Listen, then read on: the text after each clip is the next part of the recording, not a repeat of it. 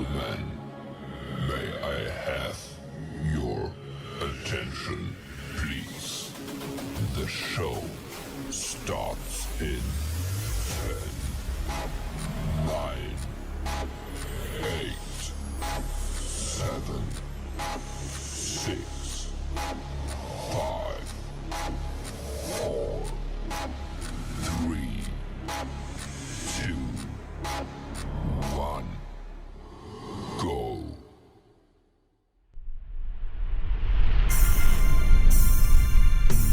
Live from Columbus, Ohio, it's Motown Downtown! Motown Downtown, come on down to Motown Downtown. Today's guest, Low-Key Matt. Come on down to Motown Downtown. My name is Tyson Bruno, and here's your host, Mo Chocolate. Come on down to Motown Downtown.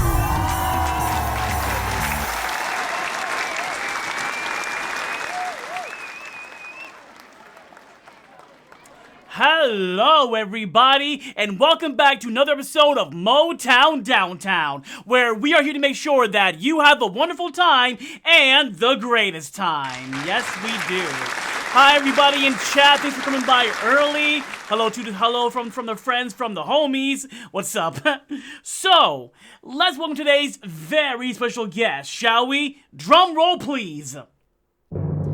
My guest today is a long-time content creator. From an early age, posting content for all the world to see. From video essays, to countdowns, to informative and beyond. He is low-key but high-key when it comes to content. So folks, you know him, you love him.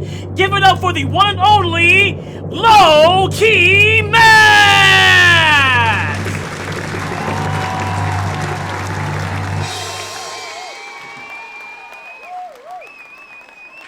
What's up, buddy? Hello, friend. Hello. What's going on, everybody? I'm doing great. I'm How's doing it great, going man. out I'm here? doing great. I see it's your first time chatting in my chat too.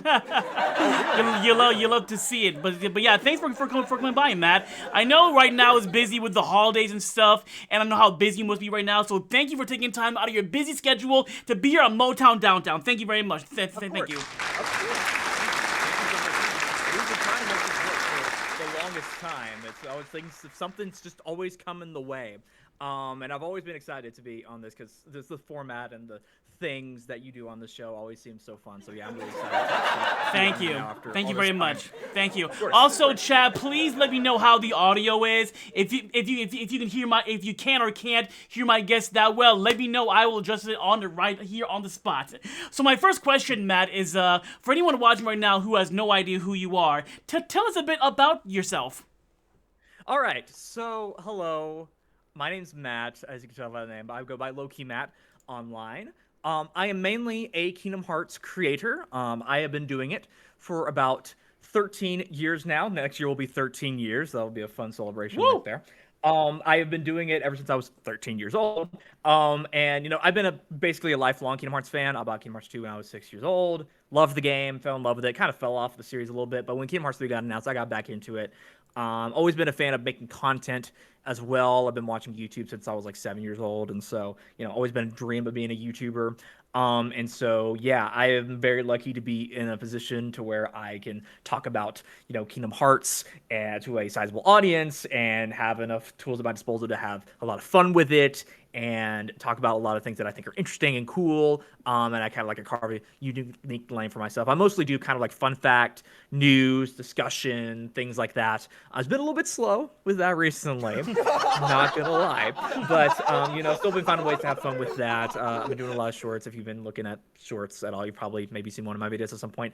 And yeah, that's basically what I do. Big Kingdom Hearts guy. Into other things as well, but that's mostly what I'm known for. I love it. That was a very solid answer, man. Thank you. Like, we're already off to a great... That was just one question, and we're already off to a great start. I love this already. So, thank you. Growing up, like, in the pre-Low-Key Matt days, were you a fan... Were you team PlayStation, Sega, or Nintendo? I had PlayStation 2 was my first console. Nice. Technically it was a Game Boy Advance, but my first home console was a PlayStation 2. I remember playing Gran Turismo 3. That was the first game I got for it. That game was awesome. Still love it to this day. And then eventually I had Kingdom Hearts 2 and fell in love with that.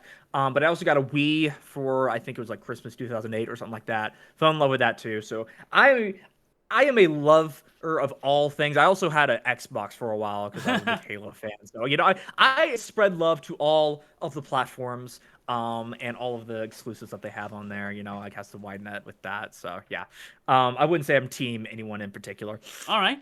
Yeah. Yeah. Okay. Yeah. It's well. What were some of your favorite games growing up? Obviously, Kingdom Hearts 2, Gran Perfect. Turismo 3. Also the original Kingdom Hearts 1. That's a really good one. I loved playing Tack and the Power of Juju back in the day. Those were one of my favorite games as well. Amazing. Yeah, I love Smash Brothers Brawl back in the day. Trying to think back here to a lot of stuff. I liked a lot of like movie licensed games back in the day before I got Kingdom Hearts 2. So I know a lot of those games too. Those were kind of the main ones. I love Half-Life, and Half-Life is another one of my favorite series. So I will definitely vouch for that. That's the PC side of me right there. Well, as a Half-Life fan, what's it like still waiting for Half-Life 3? It's excruciating because it's so close. The feeling is there. There's something there. We know there's something going on with it. Yeah. And everyone is saying the same thing. Oh, there's something going on. They're going to do something at some point, but they just won't do it. So it's getting to the point where it's starting to drive me insane. We've gotten to the point with Half-Life 3 where it's just kind of like funny at this point. Kingdom Hearts 4 though, that if we're still in the annoying what's going on phase. Oh of that. yes. So, yeah. Oh yes. Yeah. It's gonna be for that one. So Yeah. now I want to know, Matt, what inspired you to start to become a content creator? Like, what was the one thing that really clicked with you and you're like, you know what, I want to do this now for till I'm like older and stuff. What was the big choice that pushed you in that direction? I would say again, I've been watching YouTube since I was like 7 years old. I was there like in the very beginning of it. I would watch a lot of like AMVs and like lyric videos and stuff like that back in the day. I was a big fan of Smosh. That was like the first channel I like really got into. I think that's kind of yeah, I think that's a similar experience for a lot of other people. But the one who really wanted me to inspired me to become a content creator, he's a little bit iffy nowadays, but JonTron is a channel that I got a lot of heavy inspiration from, his comedy and stuff like that. And so I would say that was kind of like the main inspiration for me wanting to just do content in general, but wanting to do like news and gaming update videos. I was watching people like Review Tech USA. There's a guy named Halo 4 Follower who just goes by Halo Follower nowadays. And his name's Jake. Yeah. And those were like my two big inspirations for one to start like the Kingdom Hearts news stuff, because when Kingdom Hearts 3 got announced, I remember seeing that it was going to be coming out on Xbox as well, and that had never happened before, and I didn't see that many people talking about it, so I was like, why don't I just make like a video talking about the trailer and that it's coming to Xbox and kind of talk about that, and that was my first video. That's how I got started. And yeah, again, I had been out of Kingdom Hearts for a while at that point, so I was kind of trying to catch up while I was making my content at the time, but eventually got up there, and that's what really got me into the spot that I am now. Awesome, man. Yeah. So this is a question I've been waiting to ask you since last week when you said yes to being on the show. Loki, this is my favorite question in general because everyone has a unique story behind their online username. So Low-Key Matt, what is the origin behind Low-Key Matt? Let us know. All right, so there's about like 3 layers to it. Firstly, might sound like doxing, but I promise it's not. Key is my last name. Okay. So kind of incorporated that, just like looking map. I used to go by that nickname in high school because I used to be a much more shy person than I am now, and so I would get told that I was like low key. And so the name Low-Key Matt kind of stuck eventually. That is so clever. I like that. Yeah, exactly. And that was around the time that I was still being under the name Kate Central on YouTube. I was doing that in high school, so that was starting to develop over time. Hey, I'm Kate Central, by the way. If you did not know that. And like 3 as well, it's kind of like a joke. because I am, kind of like hyper in my videos. I have kind of like a talking fast method of delivering information and kind of like hyper and stuff like that. And obviously that's kind of contradictory to kind of the name low-key Matt. You experience a more like, kind of reserved, kind of like low talking man who talks a little bit slower. And people will be like, oh, why you call low-key Matt? Like, it's part of the joke. It's the joke. You get low-key, you expect low-key Matt, and then you get high-key, stuff. So I like that. I like that. Well, Yeah. boys and girls, there's your origin for low-key Matt. You're welcome. A Motown Downtown exclusive. So you were basically born to be a Kingdom Hearts fan with a last basically. name like that, basically. Yes, basically. That is It hilarious. was predisposed to me. So like you start posting content on YouTube and stuff. So what was like your first big like viral video where you're like, whoa, when you see the view count, you're like, what? I never what? So what was the first video that like blew up like that? There's a few. Like it's like at certain points.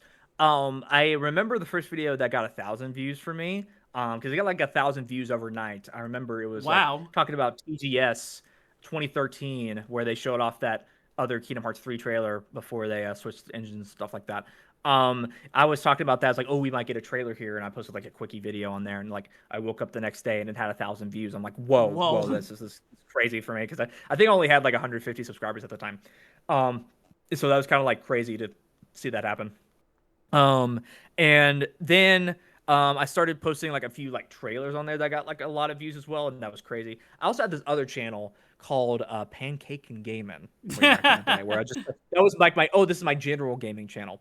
And I posted a video on a little trick you could do to play PS Plus games for free, because if you remember, you could do like the remote play of someone else's game through the internet on their console.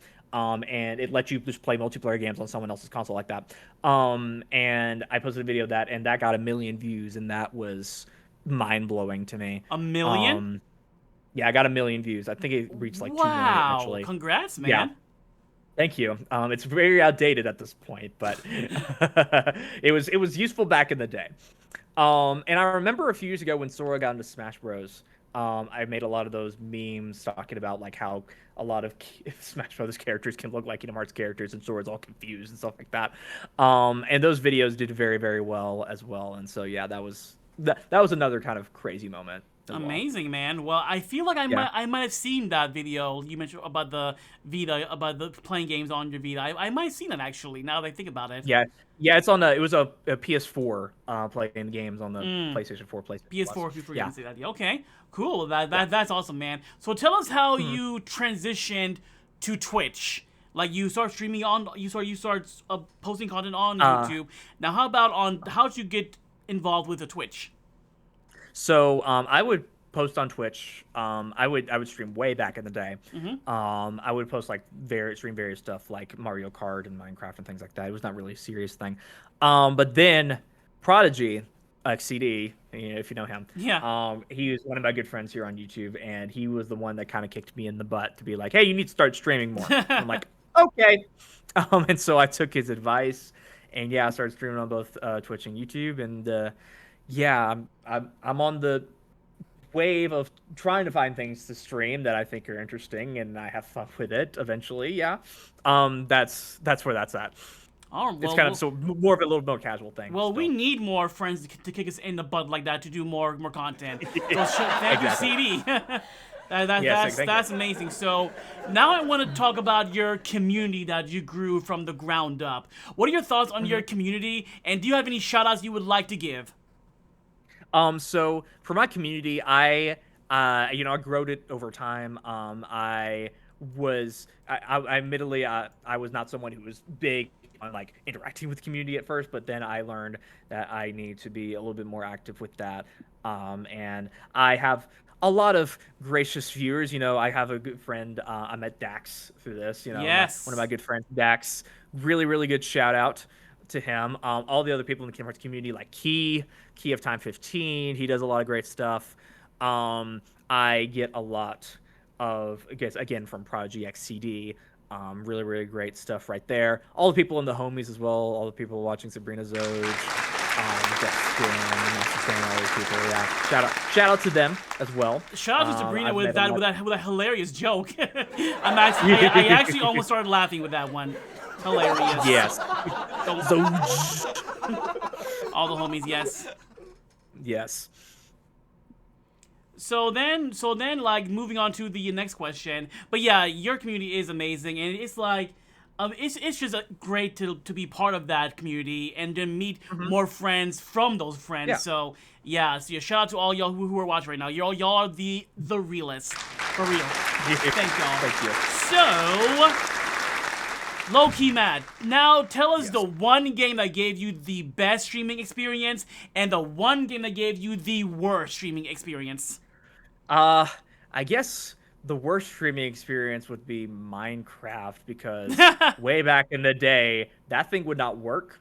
Like, it would not let me stream it for whatever reason when I was like 14 or I had a pretty crappy setup. But still, it would not let me stream that game whenever I tried it. So yeah, no fun to Minecraft. I don't want to play that ever again. But the best streaming experience, probably again just streaming Fresh Faces earlier this year. I got to learn about Kingdom Hearts 2 Rando through that. I was not aware of that until that point. I was aware of it. It was kind of just like, oh, this other thing that the modding community is doing. It's like, oh, that's cool. I'll maybe do that one day. But then Roro reached out and like, hey, you want to do Fresh Faces? This is going to be fun. And I was like, yeah, sure. Let's have some fun. So I kind of, did a, crash course in Kingdom Hearts 2 Rando, learned a lot from people like Prodigy and things like that. And so, yeah, that was probably the best experience I had because, just randomizing the game and having things being placed in different spots throughout the game makes it more dynamic, makes it more fun, makes it for a lot of surprises. And, when you're frustrated, those reactions are very fun to see. So, yeah, that was a very fun experience doing Fresh Faces and Kingdom Hearts 2 Rando. Yeah. Fresh Faces. I mean, honestly, I've been meaning to do like a rando of any kind also. I don't own Kingdom Hearts on PC, but honestly God, like the mods and everything you can do inside of it, I might just buy it because holy shit, you can do a lot. That is the real final mix. It's Kingdom Hearts 3 on PC, basically. Fan made basically. Yeah. And hi Heather, welcome in, friend. So now we're gonna move on to the first topic of the show. Let's talk about Super Smash Brothers. Shall we? Yes, we shall. So, low-key Matt, who was your main in the Smash Bros? In any of them? So Sora recently. Nice. I used to main Captain Falcon back in the day. I used to be Mr. Falcon Punch spammer back in the day. I am a very shoddy Smash Brothers player for sure. Don't ever invite me to your competitions because I will not. But I had a lot of fun with that. I used to main Joker for the longest time. Oh, as nice. Well. Yeah, that was when after he came out, I did a lot of stuff with him. I thought he was really cool. But yeah, it's Sora now. So if you had to ask me now. That's amazing. Now, do you have a favorite and least favorite reveal trailer? Reveal trailer. Yeah, besides Sora as your favorite, what else would be like your favorite? You're making me choose. Why are you making me choose like that? Yeah, of course, obviously Sora's my favorite, but I guess outside of that, probably, that's a good question. Sephiroth is definitely up there. Oh my god, yes. I love that trailer so much. How much of a surprise that was. And Cloud definitely up there too. Those two, the way they introduced those characters. Oh was yes. absolutely amazing.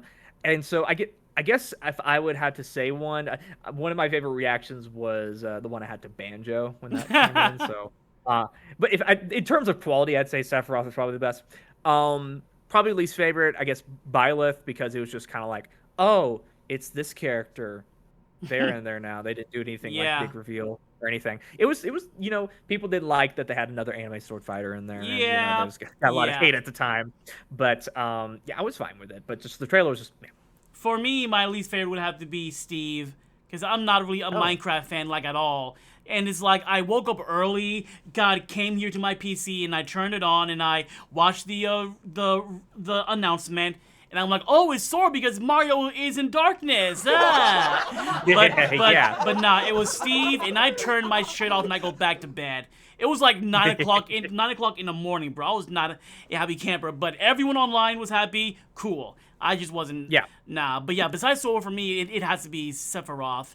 That trailer is so hype, man. I love it. Exactly.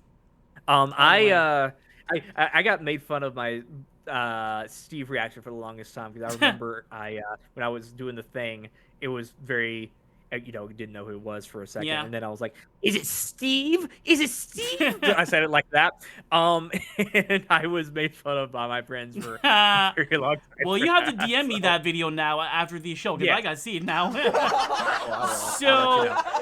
So where were you, Matt? I asked every Kingdom Hearts fan this question. Where were you when Sora was announced for Smash Bros. And what was your reaction? I was. Oh, I have my reaction up for that as well. So I was sitting at my desk in my old bedroom. I was just starting senior year of college. It was, of course, the last reveal, and at that point, we all thought like, "There's no way it's gonna happen." Yeah. If it would have happened, it would have happened at this point. And I remember watching the trailer. I was watching it very intently, because it was like, "Is there any clues, anything?" And I remember when the sparks came off of Mario's thing, I'm like, "That's Kingdom Hearts magic. That's Kingdom Hearts dust. Magic." Yep. And I was like, "There's no way." And then I remember looking through the flames, and I could tell that it was a Keyblade, and I was like, "No fucking way." No one else apparently noticed it. I was like only one who noticed at first that was Keyblade. And then I proceeded to scream my head off. I was red in the face. I lost my voice for a week because I was screaming so much. And the reason I was doing all of those like voiceover videos is because my voice was gone. I couldn't do anything else. And they were also doing well as well, but but yeah, that's where I was. I remember wearing my I got this old like Mickey Mouse like Disney club shirt that I got at like a thrift store once. And I was like, I always wear like themed shirts to these events to be like, oh, I can make it boost the universe's luck of getting something at this. And so I guess it worked out in that case, but that's where I was. And I lost my voice too, man. I think I told you this earlier this week, but that was the loudest I've ever screamed in my life. Because like you, I was not expecting it. I'm like, okay, Sephiroth is in, Sora's not getting in. So it was a genuine surprise to me. It really was. So my God, like that's my favorite moment in all of gaming. In my years of gaming, that's my number one moment. I find that funny because like I heard what you did earlier this week for the project. And that was me holding back. Yeah. Oh my God. Okay, well, yours would be bleeding. So you can like watch it. You can watch it on my YouTube. I'll link you the video of my reaction, and I lowered the volume too, and it's still pretty fucking loud. Because I got you. Because like you have to understand, like 9 or 7 years of pent up hype just comes out all at once. Because for the longest time, people were saying Sora can't get in. Sora can't. I was a proud Sora for Smash, like ally. I was always like, yes, he can get in and stuff. And that's my next question, Matt. Why do you think it was so hard for people to accept that Sora can get into Smash Bros? Because they thought Disney was going to get involved. And I was a big advocate for that too, don't worry. And I made several videos letting people know like, hey, this doesn't matter. Disney is pretty chill with Kingdom Hearts. They let them do their own thing for the most part. They don't care. And they were like, oh no, they don't want to be in this violent game with all this violent stuff. And I thought that was such a stupid argument because like, one, Smash Brothers has a lot of family-friendly franchises in it to begin with. That's kind of the gimmick. Oh, these family characters are kind of fighting. And Kingdom Hearts is a violent series in general. There's nothing more violent in Smash Brothers than there is in Kingdom Hearts, in my opinion. There's nothing, and maybe Kingdom Hearts is even worse in some cases. I mean, some people have died in Kingdom Hearts, so there's that. And again, while Disney does own basically the entirety of Kingdom Hearts, they have the copyrights and the trademarks and all that stuff. They again are pretty chill with what they do over at the team. Things have to go through a process, of course. But still, they, as we learned later on, they were actually the ones who wanted it to happen. They were the ones who started the Exactly. process. So yeah. I was rubbing that in all the naysayers' face. It's funny because after Sword World was announced, everyone, because I like bookmarked everyone's like giving me pushback, and when Sword was announced, they all blocked me. What a surprise! Fucking cowards. Remember the Alvin the Chipmunk gif? Remember that one? I do, yeah. I've been trying to find it. It's been scrubbed from the internet at this point, but I would like to have that GIF again. Just remember time the travel times. one. So the last question for Smash Bros is low-key Matt. If you could pick one character to be in the next Smash Bros game, no question asked, who would it be and why?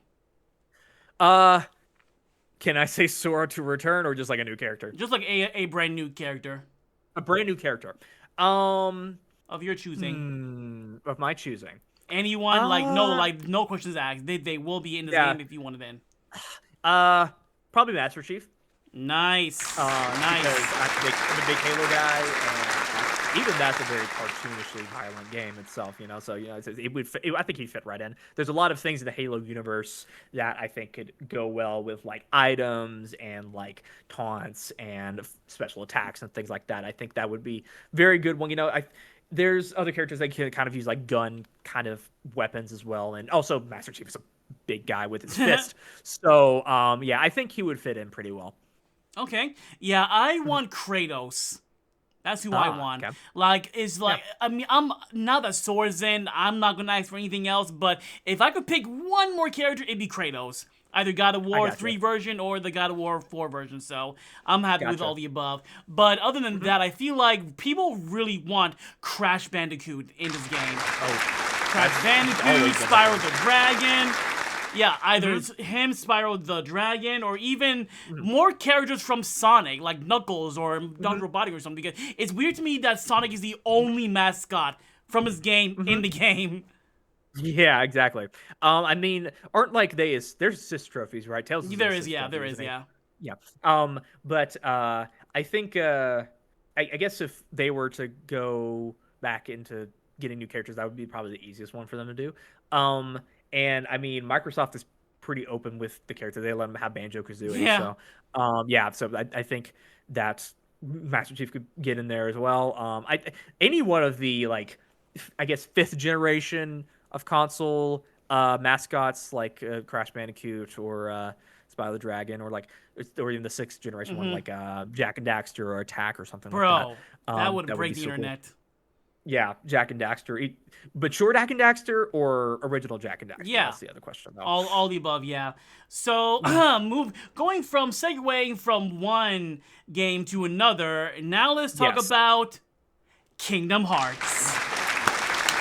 Okay. Let's talk about Kingdom Hearts. Yeah, look at all that. I'm ready to talk about it.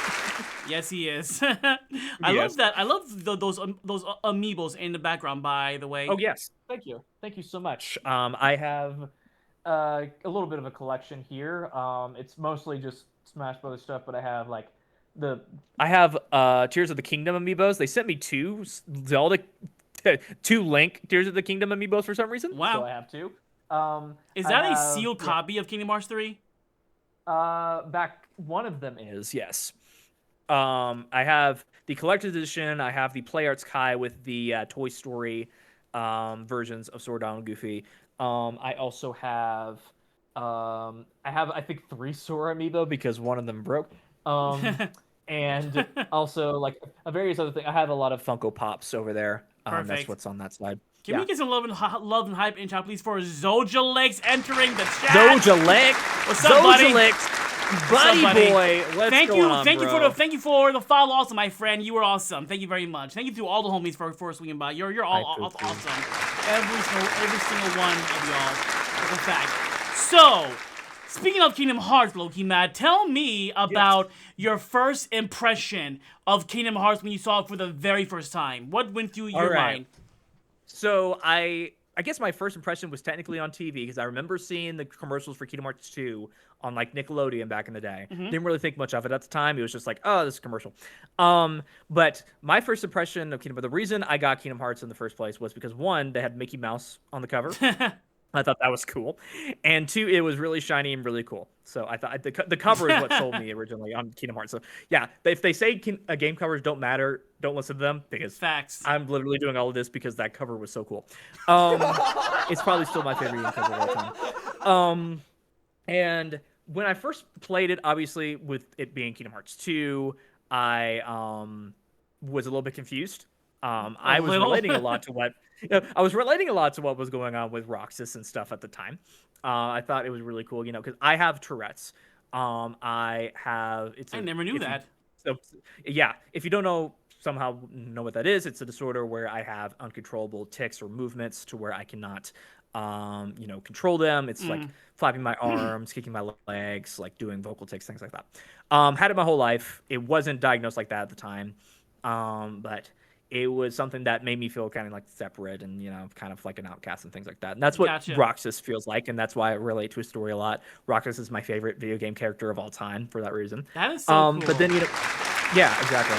And as I kept on playing, though, I kept on going because I thought it was really cool and really interesting. And obviously, when that Roxas story ended, I was like, whoa, games can be like this? Games can make you feel emotions, and games can make you, like, cry? Because I had not really played a game up to that point that actually made you feel like that, and actually had a story and an emotional core to it. And like, music like that, too. The music is what really Right. And, I kept on going on, learned what Sora was. I continued to, like, okay, let me figure out what this other games are. Like, I found out about Kingdom Hearts 1, and then Chain of Memories after that. And kept on going through that, and it was really what showed me what games could be, because I never really played a game like that before, and it sold me on what the medium was capable of, and that's what made me kind of like a gamer, you could say.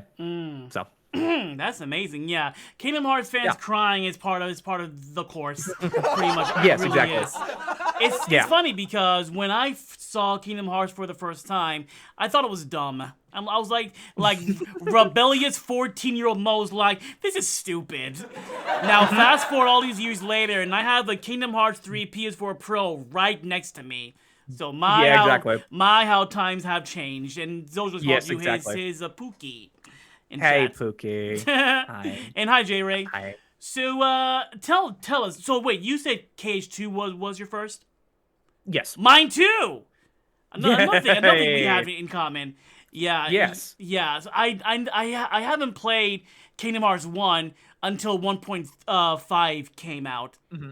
So yeah, I saw why people like 2 more. Yeah, I remember. I remember I got Kingdom Hearts 2 at Target. The Target's still there. I remember I can point you to the exact spot where I found Kingdom Hearts 2 back in the day. It's stuck in my memory. It's a completely different thing now, but I remember I was like, oh, we got to get this Kingdom Hearts 1. So we went looking around like whole different places. GameStop didn't have it. Target didn't have it. Mm-hmm. Hastings is what eventually had it. If you know what Hastings is, that's a throwback right there. And it was a very, very roughed up copy. It was an original, like, black label copy. Wow. And those are somewhat rare, if I understand. Like with the original Squaresoft logo and everything. And that's what I played Kingdom Hearts 1 on, and that's what kind of made me feel, hi, Master Train.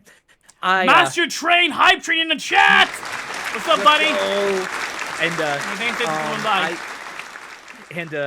I didn't like it at first, to be honest, because I had come from Kingdom Hearts 2 with how good the mechanics and compared to the original. Jumping on those goddamn hippos, bro. Fuck. And those for real, yeah. Yeah. It's like, I'm like in that camp of fans where I'm all for a remake of Kingdom Hearts 1. Because I'm sorry, I like Kingdom Hearts 1, but the platforming sucks, man. It's so, like, difficult for me to... Like, the enemies are mobile, but Sora isn't. The game, in my opinion, just has not aged well. It's still a timeless classic. It really is, but if they ever remake, I'm like, yes! Thank you, but go on. I have the complete opposite opinion. That's fine. If you didn't know, they lost the original source code to Kingdom Hearts 1 when they were making 1.5, so they basically had to remake the game. 1.5 is basically a remake of that game. And I don't know how much they changed and refined over that. If someone with more technical knowledge can answer that question better than I can. But I still think, yes, the platforming has aged bad, and yes, that is the case, and that did camper my experience for the longest time. But I do think that it is not as bad as I remember it being. I think the combat just in itself is what makes up for it, and Yes, what makes I it a agree. very, very good experience. So that's what really got me on that. So I don't think it needs a remake. It already technically got one. True. But if they were to ever do one, I guess they would fix that. I've heard some people say like, oh, remake Kingdom Hearts 1 in the style of Kingdom Hearts 3, which I don't think that would work because Yeah. one, Kingdom Hearts 3 has context as to why he's kind of like moving like that. Yeah. And two, they'd have to change basically everything. It would be ground up. No everything Tarzan new. also. Yeah, exactly. No Tarzan.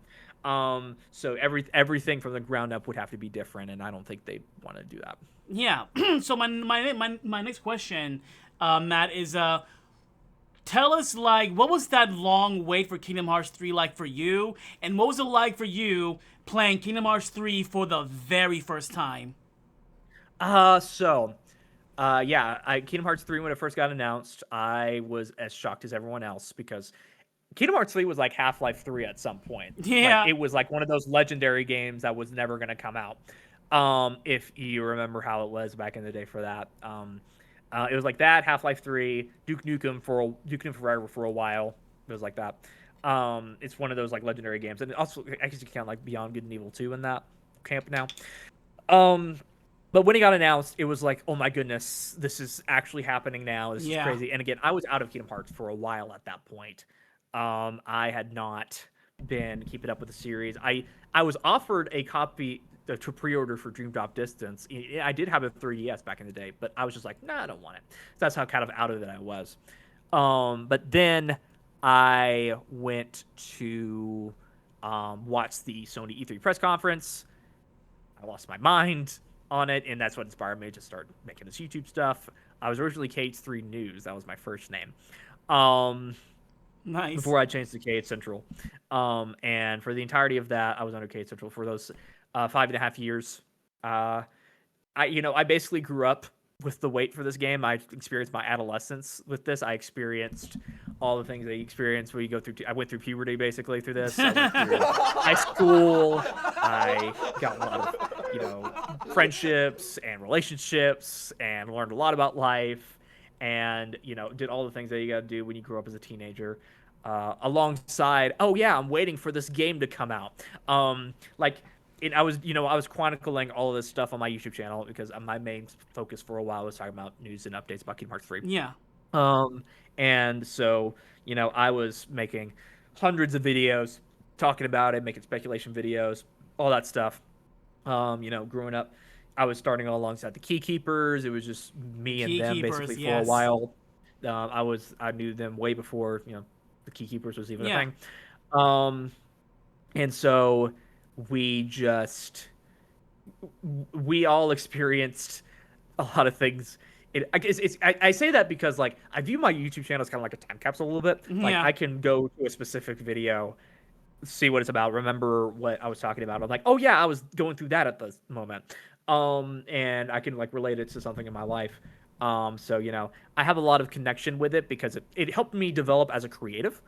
Doing all these videos and growing and doing all of that stuff while we were just waiting for it. And as we've learned with recent Kingdom Hearts stuff, you got to be creative on what you got to do to fill that time. Facts. And so you have to become a better content creator as a result. And I think I learned a lot by doing that. It was an excruciating wait. It was very excruciating. And it was something to where like it felt like it wasn't ever. The meme of Kingdom Hearts 3 is never going to come out was still going at that time because they were being so quiet about it. Nomura has a habit of announcing his games so early. I don't know why. It's ridiculous. But yeah, it was very excruciating, but eventually it got done. And afterwards, it felt weird because like, oh, this thing's out now. Like, what do we do? Like the ending of Finding Nemo, after they've escaped the dentist's office and all that. It's like, now what? Yep. I feel the same way, and man. my first impression I got from Kingdom Hearts 3, I tried to go in with as little expectations as possible because, especially with me being a YouTuber, being entrenched in the culture and all that, there's a lot of expectations that probably weren't going to be met, and people were Oh having yeah. this sky high expectations for Oh what this thing yes, was they going to be. did. Yeah. And it was basically the second coming to some people. And I was just like, okay, I'm gonna go in, try to go with a fresh mind. I was watching all the trailers, which maybe was a Oh mistake. no. Oh no, my friend. But as a content creator, I had to. Yeah, you're But, right. You're right. Yeah. But I, they showed quite a bit. Way too much. They That's an played too much. understatement. They showed too much of their cards. And I didn't think the game was bad by any means. I thought it was great, and I still think it's great. I think it's an A-tier game. I think it's still great. I think the gameplay, while yes, it is, kind of a little bit too easy in some aspects, but I think, there's story context as to why that is, and I think it's a very, very fun experience overall. Still, and I think that, you're allowed to have your opinion about it. Everyone is allowed to have their opinion about it.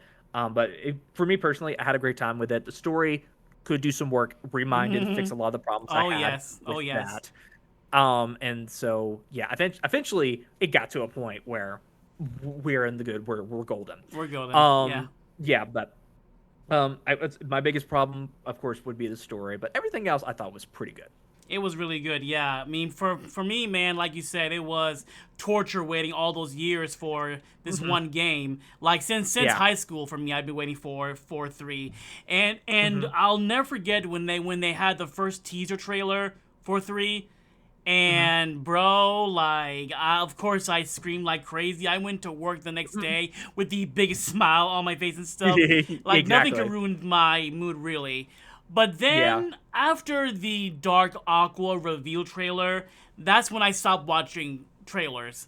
So I'm like, they should have, this is a spoiler for me, and I'm so glad I did, because holy shit, it's like every final boss of every world was a surprise for me. Every Keyblade transformation, most of the like Yin Sid showing up, Lingering Will showing up, those were all surprises for me, because I avoided the trailers like the plague. Exactly. So I enjoyed it a bit more than most people, I will say. And I'll never forget going to the GameStop midnight launch for Kingdom Hearts 3. And, like, people are dressed up in the line. The employees are doing, like, a trivia thing. It was a long line of people also. I went to the GameStop thing as well. I pre-ordered my thing there, too. And I think I won like, a little, like, mini figurine set. Nice. During the trivia night. It's still on that shelf somewhere. Nice. But it's... Yeah, it was really great. There's some dude that was dressed up as Zaldin. He was really man, cool. I was dressed up as Roxas with my black hoodie and stuff. Yeah, it was like a shiny black hoodie too, so it was like really cool. Amazing, amazing. I think he was the only one that was dressed up, if I can remember. I think it was like 30 of us. It was cold though, so that coat came in handy for real. Yeah, it was a cold January night. No, and it's like that. I remember I got a whole bunch of Pringle cans. I got a whole bunch of Gatorade. I had them like plopped right next to my seat, ready to go all night for Kingdom Hearts 3. Amazing. Yeah, I remember just sitting in my van like, wow, I've been waiting for this game since 2006, and I'm actually holding it. I didn't know how to explain that feeling, but when I go home, bro, pop it into my Kingdom Hearts 3 PS4 Pro, and I'm looking at the title screen, and I'm just crying for a good 10 minutes. I'm like, that's I am something actually I about to play the game. Yeah, I remember because they got leaked. There was people spreading around the video. I'm like, nope, I am not doing that. I am not doing that. And I think I also saved myself on the intro as well. Like the full intro. Same here, pretty much, yeah. I played up until you finished the first world. Like, I didn't go to bed till like probably 4:30 or 5 o'clock in the morning. I can't go to bed now. It gets killed. I took off work the next day. I was like, nope, this is I think I did too. For the most part, it's really unfortunate because like I played through all of vanilla Kingdom Hearts 3 for the first time, and like I wasn't streaming on Twitch yet. Like the year, later in the year in the fall is when I started streaming on Twitch. So that's like my biggest regret as a streamer of not streaming my first playthrough of KH3 because I was screaming like a madman, like I'm sure everybody else was. But yeah, I like Vanilla 3. I love I like you. I had issues with it like everybody else, but in no way am I saying that the game is bad. I genuinely liked it, but that's actually my next question. Matt, Loki, Matt, is we're talking about Kingdom Hearts fans complaining. We can make a whole hour-long novel about this. But why do you think Kingdom Hearts 3, Vanilla Kingdom Hearts 3, split the community in half? Some people hated it, some people liked it, and or people like me who just loved it. I think it was a combination of a lot of things. Firstly, it was just expectations that were not met, because people had just expecting. They had built a version of Kingdom Hearts 3 in their minds that they were expecting, like, oh, this would be the perfect ending if it were to happen like this. And they've been waiting for so long, and that's basically what they thought the game was going to be at that point. When that didn't happen, that was kind of just like, oh, this is disappointing. And it was something that they were never probably going to get, but still, it happened. I think. I don't know how spoilery I can get. Go for it. Kairi Zeph, I still wonder, like, what was the point? I guess time out. I think there might be some friends who haven't even played Kingdom Hearts 3. I think. Chat. Has anyone in chat not played Kingdom Hearts 3 yet? Let me know, and we will avoid spoiler talk. Okay. That was a quick one there, though. I guess for now, let's keep it spoiler free then. I guess, spoiler free. Okay. That character dies, and that's. I don't know if they were to do that in the future. Like look, I don't understand maybe the larger context as to why they had to do that. I guess to get us to the next saga, but it just felt like it was kind of cheap. I call it drive-by endings because they just had to go through a bunch of characters' endings one at a time. You only had to spend like 5 minutes and on it and just go like, this character's done, this character's done, this character arc's done, this character arc's done. And the way they set it up was just like, they didn't give it time to breathe. I think they should have maybe had some of those characters' endings a little bit earlier in the story to give it a little bit more time. But yeah, I call it drive-by endings is what I call it, and I think that was not the best way to structure it. For the way that they were going to end the whole story in general, I guess they had to do it that way, but there still could have been a better way to do it, in my opinion. That's why I think they kind of did that, is that it was the stories got quick resolutions. Some of them felt cheap and weird. And I do think the overall ending, like after that, was, I think, pretty cool and pretty good, except for other decisions that characters make. But I just think, I think they could have done it in a better way, but I think the endings overall weren't that bad. Gotcha. I think people maybe overreacted. Gotcha. Well, J Ray, don't worry. That scene was in the trailer, so we should be fine. Yeah. Assuming everyone watched those. Yeah. I forgot they put that in the freaking trailer. Right? Imagine if that would have been a surprise for real. Anyways. Yeah. I mean, revealing that Roxas shows up, like, why spoil that? Seriously. Yeah. I mean, I guess that was bound to happen, but still, like, come on. For real, yeah. So, for me, I guess my issues were just like, it was kind of easy. I was playing on normal mode, and towards the end of the game where you do a massive boss rush, I didn't die once. No Koopa coin, nothing. And I'm like, I should be, like, dying more to this. Why am I, like, not dying more to this? I probably only died for the final boss, pretty much. Okay, yeah. I think I played it on standard. Some people will crucify if you play it on standard. But that was basically beginner mode in any other Kingdom Hearts game. And then critical mode is basically like proud mode. Oh yeah. Any level in Kingdom Hearts 3, just lower down one, and that's where you're at. Pretty much. Yeah. So I think that adding the pro codes did help with that. Yeah. I think I am a person who I guess crucify me if you want, but I don't play the Kingdom Hearts games or really games in general as for like challenge or Yeah, anything yeah. like that. I'd like to play games just to have fun, just to Same here, have a same here. little bit casual experience and have fun, with that. Of course, with like multiplayer games, I like to get good so I can like Yeah. actually experience it The and stuff like fact that there's but- people out there that wanted crit day one on vanilla, so they wanted to play their first playthrough on crit. I'm like, what the fuck is wrong with y'all people? What? I think No. they're just used to it at this point, I guess. I don't Yeah. know. But yeah, I'm a person who I don't really beat any of like the big hard bosses. I do it occasionally. But I don't really do that. I experience it more for the story and the fun gameplay. And Yeah. again, Kingdom Hearts 3's gameplay is fun. It is So much fun. Yes, it is basically a big playground.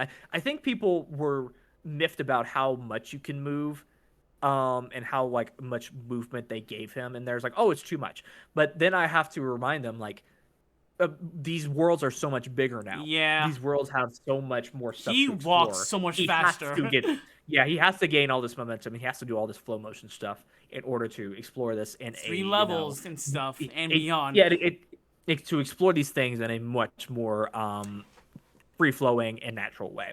So Yeah. I think people don't understand that fact. Yeah, basically, like, Kingdom Hearts 3 Remind was such an upgrade. Like, I kid you not, every single issue that I had with Vanilla 3 was solved with Remind. Like, I wanted to dual wield. I wanted to have Oathkeeper and Oathkeeper and Oblivion. And I wanted data battles. I wanted super balls. And we got all that. And more. Even the combat got better. The graphics got better. It was such a good upgrade that Kingdom Hearts 3 Remind is now my favorite game in the whole series. It used to be Kingdom Hearts 2. Now it's Kingdom Hearts 3 Remind, Kingdom Hearts 2, and then Birth by Sleep. I think what it boils down to is that people were expecting Kingdom Hearts 2, but they got Kingdom Hearts 3, pretty much. Yeah, I think Kingdom Hearts 2 is not the only game that exists. I think people need to realize that. I agree, and I feel like there were still people out there who only played Kingdom Hearts 1 and 2 to play 3. I'm just like... Yeah, that's the curse of having a more odd release schedule and putting it on different platforms. That's the curse of that. They were all on PS4 basically anyways before Kingdom Hearts 3 even came out, so they really didn't have that much of an excuse. But still, for a while it was messed up. So, yeah. Okay, low-key mad. Next question is, when the fuck is Kingdom Hearts 4 coming out? When it's ready. That's what I've come to understand. I used to be like, oh, it's gonna come out on this day, and it's gonna come out on Mic this drop. year, and then the trailer will be here, and it's gonna probably be this, and this will be the best place for them to do it, blah blah blah. It's clear that they don't want to follow a standard schedule with this anymore. Like, because even with Kingdom Hearts 3, we had trailers coming out much more frequently than this. This is ridiculous. So I think that they're gonna release it when it's ready. Yeah. When they're ready to do it. Yeah. Whenever that is, who knows? It could be tomorrow. It could be 2 years from now, 10 years from now. Who knows? Because like, if we keep on speculating like this, it drives you insane at some point. Like, it really does. Some people, yeah, like I try to explain to people, like, knowing it exists honestly is kind of worse than not knowing it exists, because knowing it exists makes you think that it's going through some troubles or something like that. And they presented it in a form to where it is like tangible. It is something you can see. We're going to show you this footage, even though it was concept footage and like prototype footage that they were making. They still presented it as like, oh, this is what the game is going to be. So like, oh, they have a solid idea of what the game's going to be. Let's see what they got going on. It shouldn't take too much longer. Nope. We were wrong about that. Oh yeah. So yeah, I think like there's a quote from, I think, Gabe Newell about Half-Life. Hey, bring it back to Half-Life. He was asked about Ricochet 2 at some point, which is code for Half-Life 3. And he said that if we announce that project, the troubles that thing's going through would just frustrate people more than having us, not announce it. So that's, I think, what they should have done. I think they should have waited. Just saying that we're working on Kingdom Hearts 4 and not showing the trailer, I think that would have been better. Yeah. But yeah. I have an actual When date it's though ready. in my brain because I think next year they're gonna promote FF7 Remake Part 3 more because I believe yeah. in 2027 is a 30-year anniversary of FF7. Yep. So, but also 2027 is the 25th anniversary of Kingdom Hearts. So I feel like maybe that's when we will get the next trailer for Kingdom Hearts 4. Yep. I think. Do you think that? I think a lot of people are accepting at this point that Part 3 will be out before 4 comes That's out. fine. That's fine. For me, I at guess least. that's how it's gonna be. Because I'm pretty Yeah. sure 4 will come out after Rebirth, which honestly is a stellar lineup. Yeah, I I agree. think at least. But man, 25 years, wow. Now, Matt, what are some of the worlds you would love to see in Kingdom Hearts 4? Oh boy. Star Wars. That's basically confirmed at this point. Basically, yeah. They showed a little ATST Walker foot in the background there, so it's basically confirmed. They just have to show it. I think that maybe one of the newer ones, like I don't. Lion Sora is cursed, but it's Utopia World or something like that. That'd be cool. Yes. Treasure Planet, having that world exist I would in love Unreal Treasure Engine Planet. 5, fucking stellar, dude. Literally stellar. I would love for that. That's like the deep down fan, like aside from Star Wars, that's like the number one fan requested thing. I think would be like Treasure Planet. Yeah, I think number one. they were probably gonna. I think they were gonna do it in Dream Drop Distance, but they dropped it. I would really like to see maybe a return of like a classic one like Agrabah. What happened to Aladdin? Yeah. Not the live action one. Please don't do the live action. Oh my one. god, please. No, thank you. No Will Smith genie, please. That would not be fun. Marvel, if they focused on one specific character, I think it'd be cool. I think if they did like a whole Avengers thing, it might be a little bit too cluttered. But if they would do like the Avengers, but like a comic version of the Avengers, like maybe like one from the TV shows or something like that, like an animated version of that, I think that'd be cool. Because one, they wanted to do the live action versions of all those Avengers in their own Square Enix Avengers game that failed. But they couldn't because the licenses for their likenesses were too much. Too much. So they probably couldn't do the MCU versions anyways, even if they wanted to, because it'd just be too much money. But yeah, so Marvel, like if they focus on like a Spider-Man world or something like that, or Thor thing because of the hammer, Keyblade hammer, you both kind of melee weapons. I think that'd be a cool thing. Yeah, I think Spider-Man would be a very fan favorite, or even Iron Man or something would be a fan favorite to be in the game. But honestly, can you imagine if there was a Darth Vader secret boss? My God. Oh, that would be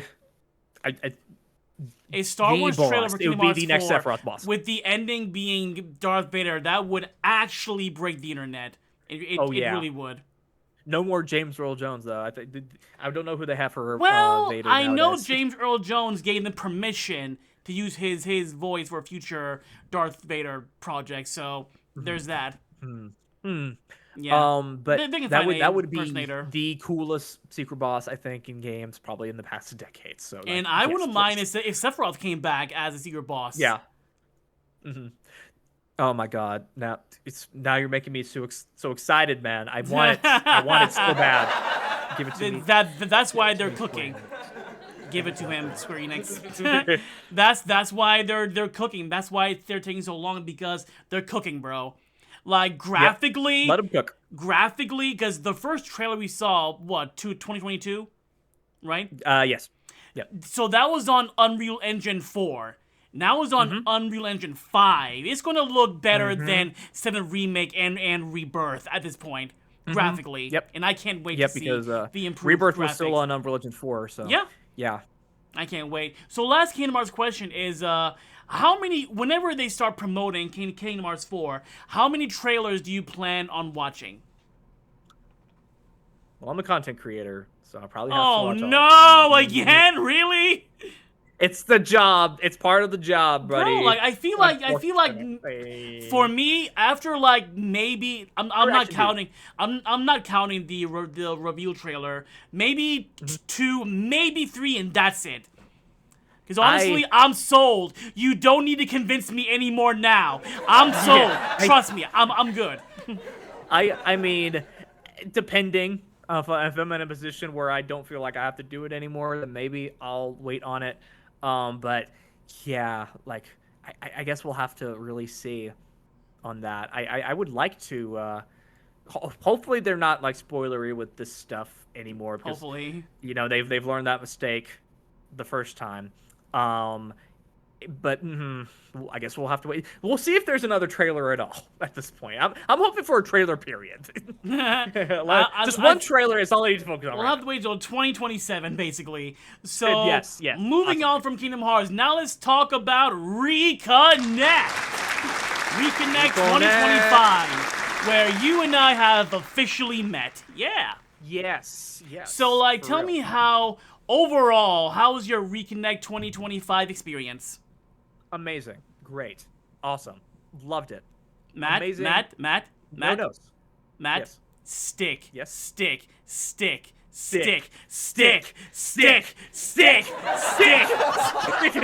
You have you will understand if you were at Reconnect pretty much. But yeah, tell us how like day 0 or day 1. How was that day for you? Oh, so I had to get up pretty early for my flight to Denver that day, so I was a little bit groggy that day. But I got to stay with some good friends. I got to stay with Key, Dax, Neo, all those people. And I had a great experience. We got to stay at this cool little Airbnb. Nice. I was a little bit outside of town. Had some fun. Got to talk a little bit. We got to go to the aquarium that first day. That was a really fun time. And I remember going in there, and helping set everything up. This was the first time I met like the majority of people in this community. And I met Dax, Neo, and some of them at PAX last year, so that was not too much of a surprise. But I got to meet a lot of cool people like Guides. Thank you, Guides, for all you do. He's the one that sets up the event and runs it. If you did not know, he is an amazing person. I got to meet Brisk Apollo. I got to meet Ellie Tastic, BioRoxas, Key's wife, so many people. Roro, I got to meet there as well. Regular Pat was there too. So many people to name. Violin was there too. Don't forget Violin. Yep. Violin. Yeah, it was always nice seeing you. Who played Violin that first night? That was really fun. He did, yeah.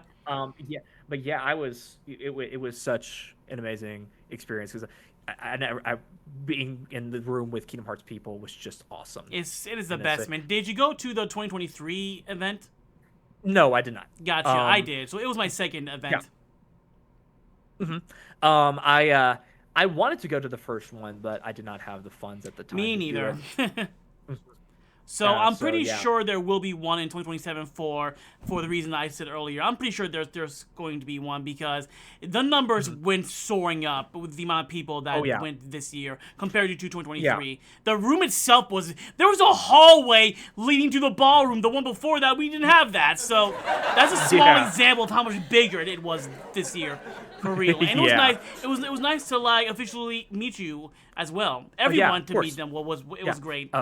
And karaoke night, the last night, bro, like core memory right there. For real, like everyone singing the Kingdom Hearts songs. Yeah. We all got on stage. I had freaking J-Mo rocking my shoulder, singing "Simple and Clean." It was amazing. We gotta do that again in 2027 for real. So, what were some of the things you did outside of the convention?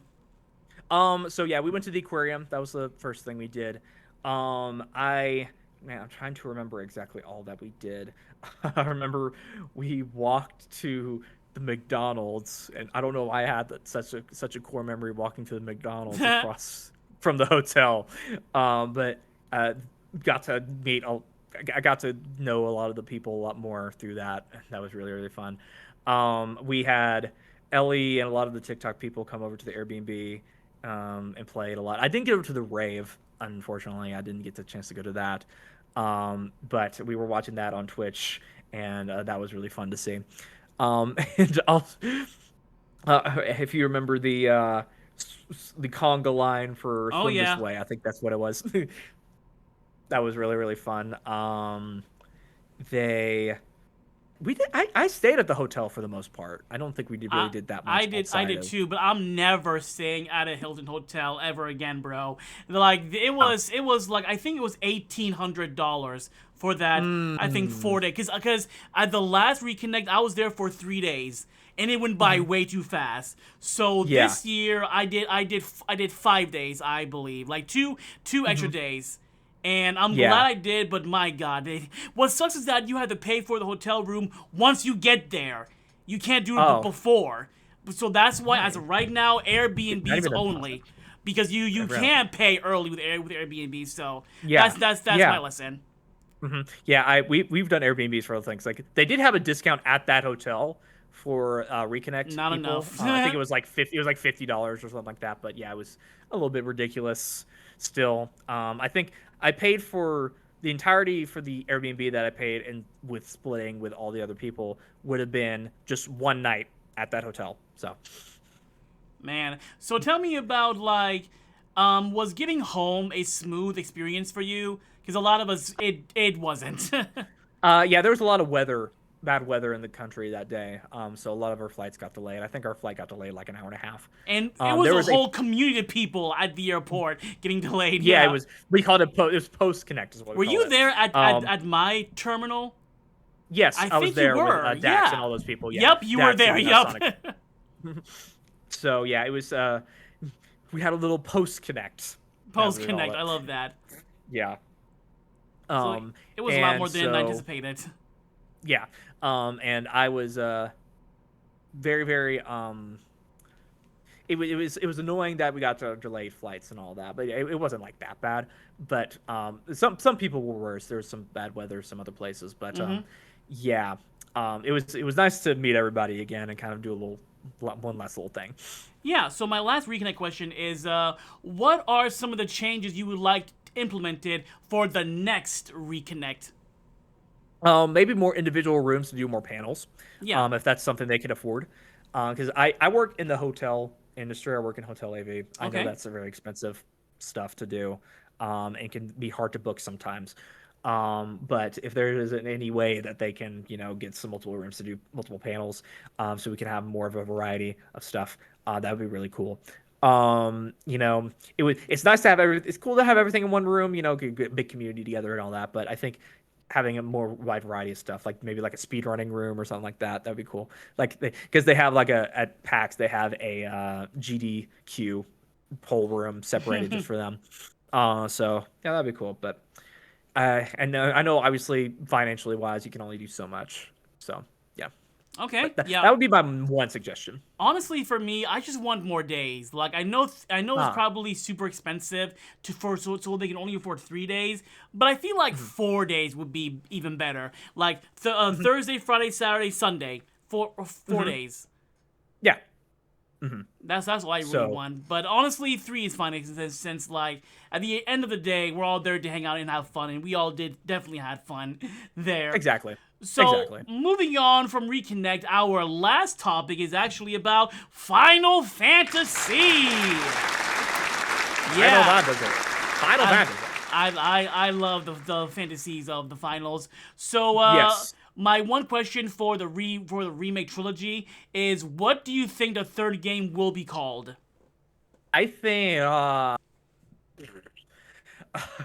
Hey, always wanted it's to a funny call name for Final Fantasy. It is, yeah. Go on. So we have remake, rebirth. There's reunion's already been used, right? Yeah. For yeah, it would be perfect for them to use that word, but they can't. Um, re It has to be catchy too. It can't be too long. Remake, rebirth has to be like a one syllable thing. My prediction is Final Fantasy VII Return. Return. Return. It I'll just go with that sounds one. so good, man. And Remake, rebirth, return. yep, I think I'll go with that one. What you said. I love it. My friend I'm not good with it. Lance the Masters said Requiem as his pick.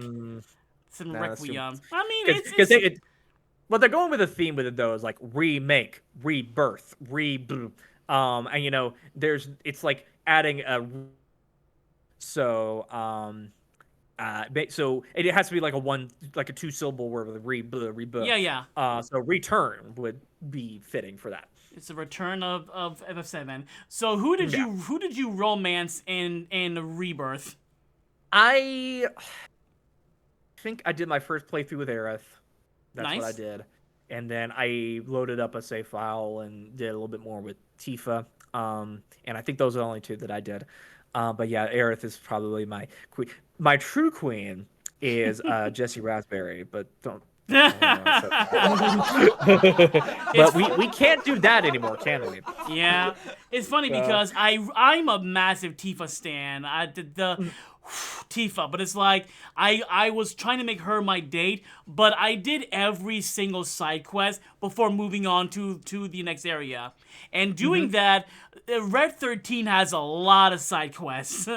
So at first, he was going to be my date. I was like, no, but sure, okay. But then more side quests started to unlock, and one of them was Tifa for the Chocobo races, and I got her as my date. I was like, yeah! So I was a very happy camper. So yeah, Tifa was my date. But honestly, Rebirth made me fall in love with Aerith. I still love Tifa, but my God, like I fell in love with Aerith even more in I don't know Rebirth. if I don't know if you can see behind the Sora amiibo back there, but there's a signed copy from Brianna White at PAX from last year. I got a signed autograph from her. It was nice. She does. Everyone does a fantastic job. I even had the voice of Zack on my show. Did you know that? Yes, I think you did tell me that. Yeah, because Zack is my favorite character. So anytime you played as Zack in Rebirth, I was like, yee! So I want more of him in FF7 Return for real. Yeah, like just the entire game as Zack. But so my last Final Fantasy question is for Final Fantasy 17. Low-key Matt, do you want it to be turn-based, like E33, or action combat? Well, you see that there's a debate now, isn't there? Yeah, there is. Yeah. Because there are some people who say beyond they will swear on their chest the reason Final Fantasy is not as big as it was. This is not turn-based anymore. I don't think that's necessarily true. Yeah. I am a person who grew up on Kingdom Hearts, so the real-time action combat, that's what I'm more accustomed to. So if I were to have a game that I would like to play, I guess it would be more akin to like 15 and 16. And I think those combat systems in those games are fun. I'm not really much of a turn-based guy myself. There are some ways that make it good, like a Expedition 33 or like a Paper Mario kind of thing. But I do think that what might be a hot take, honestly, is that they've been doing a lot of the Octopath Traveler style. Yeah. With with Octopath Traveler and the Dragon Quest remakes and all that stuff. If they were to make like 17 in that style and do like maybe a little bit of a twist on that, I think that'd be very cool. Yeah. I think to go back with to the pixel art style of that, and I think some people, I know they want Final Fantasy is kind of like their MCU kind of thing to like show off their big new technologies and stuff like that. So they probably wouldn't do that. But I still think it would be kind of an interesting idea and an interesting concept. Maybe a spin-off Final Fantasy game then. Yeah. I think, but yeah, if they were to go down that direction, I think it'd be a bold move. I think it'd be cool. I'm actually happy with either because games like Persona made me fall in love with turn-based, bro. And it's like, I'm sure Square is taking notes of, wow, people like turn-based. E33 is so good because the combat turn-based is so good. Maybe we can do, because I feel like they don't want to do turn because they feel like that it wouldn't sell as well. But E33 proved everybody wrong. So I feel like it's got to be good. I feel like there's a good chance. What if they were to hire that team to make FF17? That would be, that would be the biggest news ever. Okay, so now we're gonna move on to the last segment of the show where we talk about your content. Yay, my content. Yes, because the last two questions I have is what are some of, because we have we have some of your viewers watching right now. So what are some of the content they can look forward to from you in the future? All right, so Kingdom Hearts stuff still coming. Still working on that. Still trying to figure out what to do with that. It's been, again, a little bit of a dry spell, so I am trying to figure out how to make that work. But that's coming. But I have been secretly in the background planning some other things. Some things that are outside of Kingdom Hearts can be applied to really anything. I think they're exciting. I think they're fun. I think that when I'm able to fully delve into the plans that I have, I think it will be very exciting. I think it could take me and the channel into lots of interesting places and a lot of exciting places. I would love to do YouTube as my full-time job. That's just not where it is right now, unfortunately. But whenever we get to that point, we're going to go full steam ahead. What's going to be, this is the only thing I really like doing in my life. It's the only thing I've really wanted to do in my life. It's to be a creative in some sort of way and make a living off of that. So whenever we get around that time, whenever I make the decision, it's going to be interesting, to say the very least. It's amazing, man. Amazing. Yeah. Well, this is going to be the one, like this. I told you before we went live, I have a special game award request for you, Matt. Okay. I want you to find something close to you that you can hold as like a reward. A reward. Yeah. How about a good, awesome new Nintendo 3DS? Perfect. I don't know. So I want you to picture this, Loki, Matt, for the category of Content Creator of the Year. You are nominated, okay? You're nominated and you win. You walk on stage, they hand you the mic, they hand you the award, give us your acceptance speech. Go. All right. Whoa. Okay. I did not expect this to happen. Wow. Shout out to all my viewers. You guys are the reason I'm here. You guys are the reason I'm doing any of this at all. And I am so thankful to be in just, wow, I find a hundred words to say. It's been an amazing experience. There's a lot more stuff coming. Shout out to all my friends. Shout out to all the homies out there. You know who you are. Yeah, this is an amazing award. It's a lot of hard work behind this. A lot of more hard work coming up, but it's all going to be worth it. It's all fun. It's all great. We're going to have fun. Low-key Matt, low-key Army. Let's go. And then the Keychain Crew. Yes. Amazing. Yes.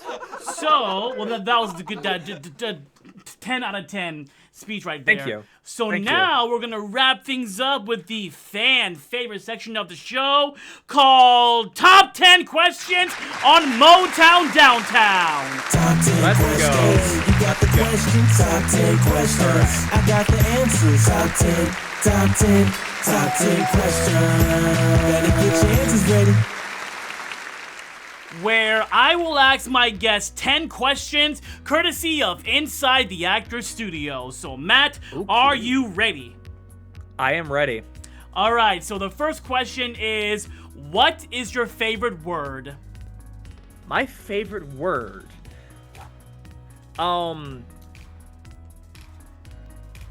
Splendid. All right. That's a fun word. What is your least favorite word? My least favorite word is... You get me to think about these hard questions. The simple questions that you never think about. My least favorite word would probably be... ambidextrous. I hate that word.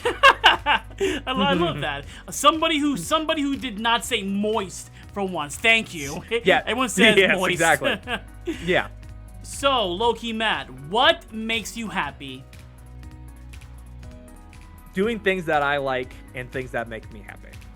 Like making videos and listening to music, and playing video games, talking with friends. Those are the main. Nice. Yeah. Nice. So, what makes you unhappy?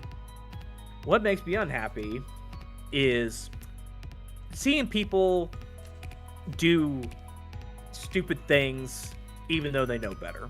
That's probably my biggest annoyance right there. Preach, man. Yep. So, what sound or noise do you love?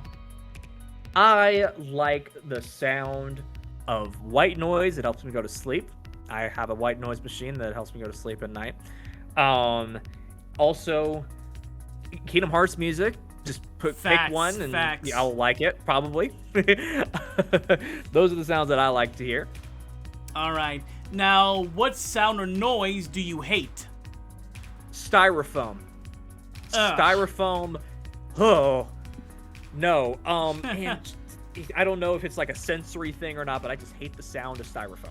Yeah, Ugh. I can feel that. Yeah, I'm getting like my goosebumps now just thinking about that, basically. Exactly. Yeah.